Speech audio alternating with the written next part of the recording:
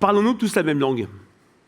C'est une question que je me pose à l'IFOP depuis des années, quotidiennement, et ça fera 30 ans lundi. Quand on est sondeur, on s'intéresse aux mots des Français, aux mots M-A-U-X. Mais pour comprendre ces mots, il faut s'attacher aux mots des Français, M-O-T-S. C'est ce qu'on appelle dans notre jargon le quali, le qualitatif.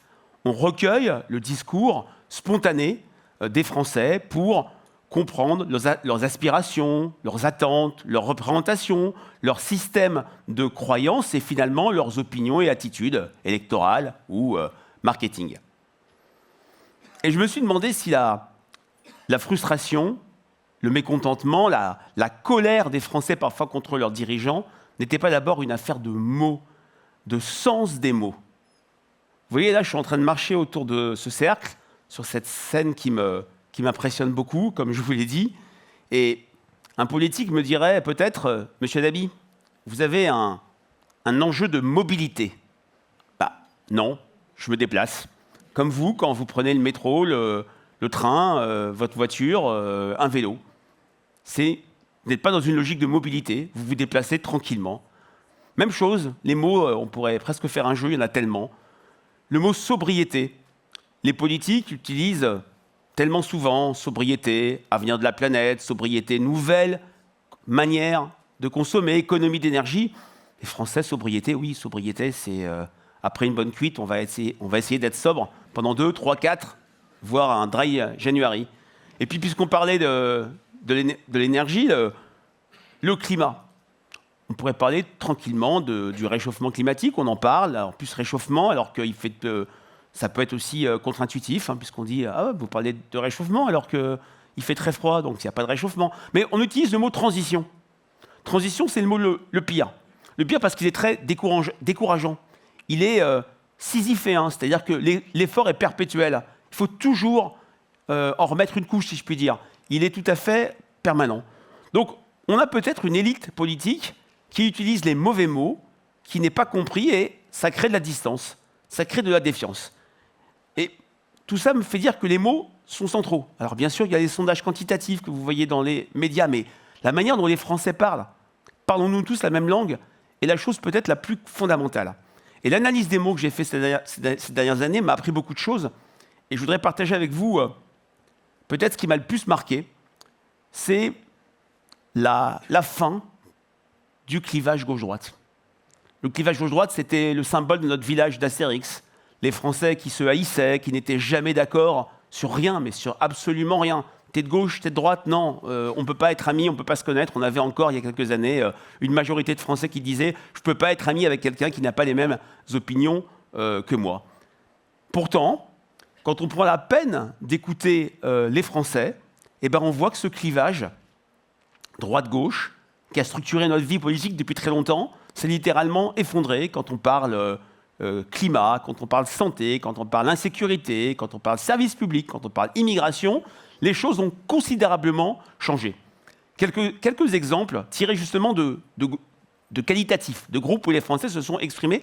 Par exemple, les services publics. Qu'entendait-on sur les fonctionnaires il y a une quinzaine d'années, du côté des sympathisants de droite? Peut-être y en a-t-il dans cette salle, à Chantilly. Peut-être. Les fonctionnaires, bah, y en a trop, mais ils foutent rien. Il faudra en remplacer 1 sur 2, Sarko a raison. 1 sur 2 partant à la retraite, ça serait intéressant de ne pas le remplacer. Et à gauche, il y en a peut-être ici aussi, c'était, non mais les fonctionnaires, il en faut toujours plus. C'est très important. L'argent, c'est bon, l'État est riche, on verra après. Alors je vais reconnaître un poil caricatural, mais cette binarité a complètement changé. On est passé du discours des fonctionnaires vers le discours service public. Les services publics, maintenant on dit que c'est le patrimoine de ceux qui n'ont rien. Les services publics, c'est un attachement très fort de la part des Français. C'est un signe de vitalité de son territoire où il y a cette ville du quart d'heure, cette ville où on peut, j'allais dire être mobile, se déplacer sans problème. À l'inverse, une classe qui ferme, une sous-préfecture qui déménage, un café, une épicerie, parce que pour les Français, c'est comme un service public. Un service au public qui ferme, c'est le signe que son territoire va mal, qu'il y a une sorte de relégation de soi-même, que l'État nous a abandonnés, et donc ça fait perdre une fierté d'appartenance, et souvent on tombe dans une vraie mélancolie par rapport à la puissance publique. L'immigration, c'est encore plus fort. Toujours, on en fait un sujet de débat abrasif entre les Français, et on va faire un petit jeu dans une enquête qualitative, donc on fait parler les Français récente de l'IFOP. On a entendu des phrases. Je vais vous en dire deux, et on ne va pas jouer comme ça, mais vous allez me dire, à votre avis, qui aurait pu dire ces phrases ? Il y a une phrase qui est « La France doit expulser les étrangers multirécidivistes à l'issue de leur peine d'incarcération ». Et puis, dans quelques moments après, on a eu une personne qui a dit la France devrait, ou nous devrions régulariser beaucoup de sans-papiers pour des raisons démographiques, et puis parce qu'il y a des métiers, on les connaît, où il y a des vraies tensions et on ne trouve pas de personnes à embaucher. Qui a dit la première phrase, qui a dit la deuxième phrase ? Bon, si je vous dis ça, c'est que c'est très contre-intuitif. La première phrase a été dite par une personne de gauche, la seconde par une personne de droite, et on a même objectivé dans un sondage, c'est parfois intéressant, où on avait 75% des sympathisants de gauche qui nous disaient « oui, il faut expulser des gens à l'issue de leur peine », et 62% de sympathisants LR qui nous disaient « oui, pourquoi pas recruter des personnes, régulariser des sans-papiers, parce qu'il y a des secteurs où on n'y arrive plus ». Donc, on a un clivage qui s'est complètement effondré. Il reste toujours, mais il n'est pas là où on le croit.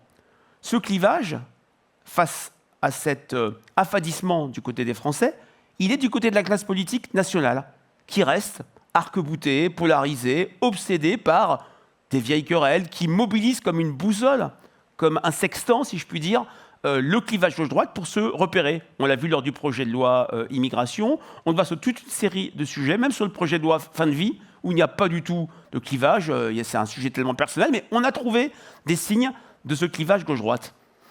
Et donc, cette classe politique, les Français la regardent, mais ils nous disent ce n'est pas nous. Ce n'est pas nous. C'est comme si on amenait des gens dans un cinéma où on passait des films en noir et blanc, avec un scénario, le clivage gauche-droite, et un film toujours le même, avec le même scénario, l'audience baisserait pour le film, et pour la classe politique, la défiance s'installerait. Donc on est dans ce moment très, particulier, où il y a une sorte de déconnexion entre le national et ce que nous disent les Français. On peut raconter l'histoire de notre pays, ces 20 dernières années, à travers une crise de l'écoute.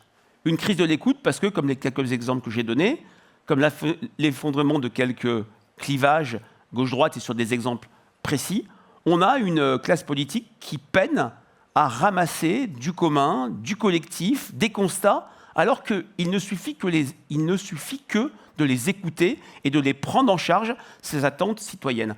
Et on peut même, je dirais, raconter l'histoire politique de notre pays, ou plutôt la crise politique, ce qu'on appelle la désaffection des Français, la défiance, le désenchantement qu'on voit notamment à travers les taux d'abstention. Je dis toujours, il faut aller voter pour qui vous voulez, mais il faut aller voter.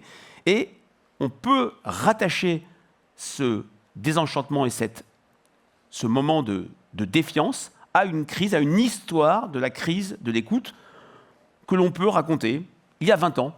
Il y a 20 ans, en mars 2005, on avait 20 ans de moins, c'était absolument formidable. On n'avait pas le même président qu'aujourd'hui. Il y avait une campagne pour des élections, pour un référendum sur le traité constitutionnel européen. Et les Français, vous vous en souvenez peut-être, s'étaient passionnés sur un texte très difficile, de 180 pages. Il y avait eu des vrais débats sur l'Europe que les Français voulaient, l'Europe qu'ils ne voulaient pas. Ils ont voté ce qu'ils ont voté, vous vous en souvenez, non à ce référendum. Et, à tort ou à raison, ils ont eu le sentiment que quelques années après, on s'était assis sur leur vote. On avait voté beaucoup d'articles qui se trouvaient dans le traité constitutionnel de 2005. Est-ce qu'il y a eu de l'écoute de ce point de vue-là ? Non. Autre élément, plus récent, cette crise des Gilets jaunes qui nous a tous et toutes marqués à l'automne et l'hiver 2018 puis 2019. Les Gilets jaunes, oui, il y avait des faits objectifs sur le fait que beaucoup de Français sont allés derrière des ronds-points, ont manifesté, certains même ont été violents, comme vous le savez. Il y avait le travail qui payait mal, il y avait des taxes, l'idée qu'on ne s'en sortait plus, mais il y avait aussi le sentiment de ne pas être écouté, d'être déconsidéré, d'être moqué. Les beaufs, Jojo le Populo, tous les critiques qui ont été, et les sobriquets un peu stigmatisants qui ont été associés à ces personnes. Encore plus près, le Covid. Il y a 5 ans, il n'y a pas eu, je crois, de journée TEDx à Chantilly, parce qu'il y a 5 ans, nous étions tous confinés. Tous ou toutes, ça dépendait où vous étiez. Et c'est vrai que les Français, finalement, avec du recul, on juge que les pouvoirs publics ont fait ce qu'ils ont pu, mais là aussi, ils ont eu le sentiment d'être infantilisés, de ne pas être mis d'égal à égal avec les politiques. Je ne suis pas là pour juger, mais c'est comme ça que c'était perçu. Et encore plus récemment, on a eu la réforme des retraites. Pourquoi donc, en 2010, lors de la réforme Sarkozy-Fillon-Wörth, on a eu une majorité de Français, petite, qui a accepté de passer de 60 à 62 ans, et 13 ans après, on a eu une énorme majorité de Français qui ont refusé cette réforme, parce que peut-être qu'on n'a pas écouté leur imaginaire sur le vieillissement, leur imaginaire sur un nouveau rapport au travail, sur une 4e vie après la vie professionnelle. Et c'est vrai que cette crise de l'écoute, elle est majeure dans ce rapport de défiance entre les Français, entre les représentants et les représentés. Bien sûr, au cœur de cette crise, de cette défiance, il y a une crise du résultat. Il y a une crise de l'impuissance politique. Il y a le sentiment que le politique ne transforme plus le quotidien, ne pèse plus sur le cours des choses, pour reprendre un vieux slogan des années 70, ne change plus la vie. Et l'impuissance, l'histoire de l'impuissance, un président qui dit contre le chômage on a tout essayé, un Premier ministre qui dit on ne peut pas tout, ça a forgé ce discours d'impuissance. Or, en France, ici d'ailleurs, il y a un endroit, il y a un lieu où on peut changer la vie. On peut même, à minima, changer la ville. C'est le local. Le local au sens très large. Nos 34 000 communes, nos départements, nos régions, mais surtout les villes. Les petites communes. Et c'est vrai que c'est le lieu où le maire, qui est la figure de référence, de confiance, comme vous le savez, le maire peut transformer le quotidien des habitants, peut clairement dire, s'il s'occupe de la politique, eh bien la politique, positivement, s'occupe de moi. Le maire, c'est aussi celui qui n'a pas le choix, qui doit écouter, qui doit consulter, qui doit être sur le terrain. On sait très bien, et puis dans un an nous allons voter, qu'un maire qui n'écoute pas, c'est un maire qui va être battu. Or, l'histoire des municipales, c'est une élection où les Français sanctionnent très, très rarement leur maire, les sortent très rarement, et vous avez devant vous un enfant d'Issy-les-Moulineaux qui a le même maire depuis 1979. Voilà. André Santini, que je salue. Donc, on a ce local qui est une sorte d'antidote à cette crise. Or, que voit-on ? On observe une étanchéité jamais vue entre sphère politique locale et sphère politique nationale. Pour plusieurs raisons, le non-cumul des mandats, je ne suis pas à dire qu'il faudrait établir, mais en tout cas, ça a étanchéifié, oui, effectivement, séparé l'élu local et l'élu national. Et puis, il y a un nouveau personnel qui est arrivé en 2017. Donc, on voit à travers ce que je vous ai dit, les ferments de notre crise. Il faut partir de l'écoute, mais l'écoute est tellement présente à l'échelle nationale que nous vivons ce qu'on pourrait appeler une sorte d'éclipse du politique. C'est-à-dire les Français disent on ne nous écoute pas, on ne nous parle pas. Il y a un chef du gouvernement qui a tweeté il y a quelques jours 100 pour dire qu'il avait dépassé 100 jours à Matignon. Alors c'est très intéressant pour lui, mais est-ce que ça parle aux Français de dire qu'il a dépassé 100 jours ? Ou plutôt, qu'as-tu fait de tes 100 jours, comme on disait, qu'as-tu fait de tes 20 ans ? Et c'est vrai qu'on est dans ce moment extrêmement particulier d'éclipse du politique, où les Français se disent « ce n'est plus là que ça se passe ».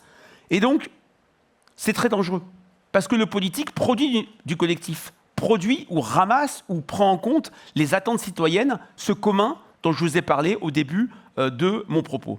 Alors, il y a un moment où du collectif peut se créer, c'est l'élection présidentielle. Alors, j'ai beau être sondeur, je ne sais absolument pas qui sera candidat ni président en avril et mai 2027. Mais en tout cas, une présidentielle idéale, ce serait une présidentielle où les principaux candidats, même soyons fous, tous les candidats, écouteraient le terrain, prendraient en compte les aspirations citoyennes et avec ce consensus sur les constats que l'on voit dans nos enquêtes, il y aurait un débat sain sur les solutions. Mais avant tout, il faut écouter les mots des Français, parler comme eux, créer de la proximité identificatoire.